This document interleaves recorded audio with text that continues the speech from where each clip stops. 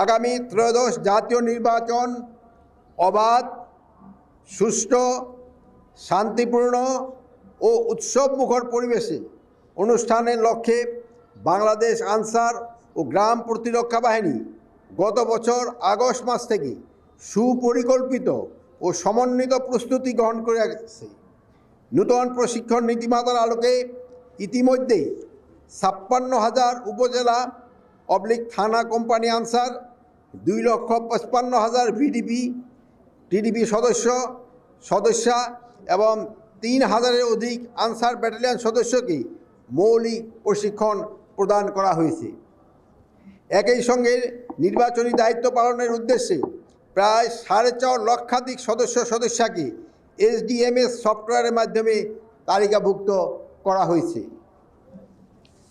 আসন্ন ত্রয়োদশ জাতীয় সংসদ নির্বাচন সারা দেশে মোট ৪২,৭৬১টি ভোট কেন্দ্র, প্রতিটিতে ১৩ জন করে সর্বমোট ৫,৫৫,৯৫৮ জন আনসার ভিডিপি সদস্য দায়িত্ব পালন করিবেন।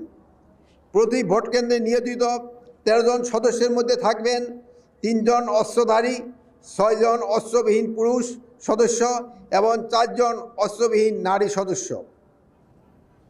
এবং অতিরিক্ত নিরাপত্তা ব্যবস্থার অংশ হিসাবে প্রতি কেন্দ্রে নিয়োজিত ৩ জন অস্ত্রধারী সদস্যের মধ্য থেকে একজন নির্বাচনকালীন সময়ে প্রিজাইডিং অফিসারের সঙ্গে সার্বক্ষণিক দায়িত্ব পালন করবেন।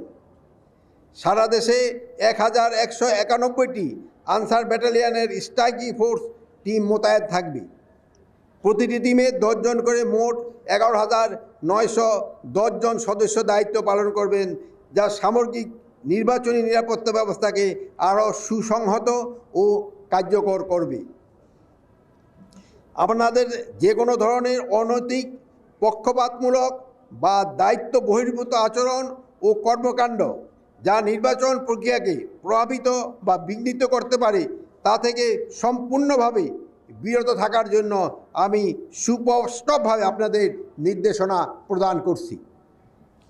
দেশের ভবিষ্যৎ কল্যাণে একটি সুষ্ঠু, অবাধ ও নিরপেক্ষ নির্বাচন সফলভাবে সম্পন্ন করার পবিত্র দায়িত্ব সকলকে কাঁধে কাঁধ মিলিয়ে নিষ্ঠা, সততা ও পেশাদারিত্বের সঙ্গে পালনের অঙ্গীকার করতে হবে।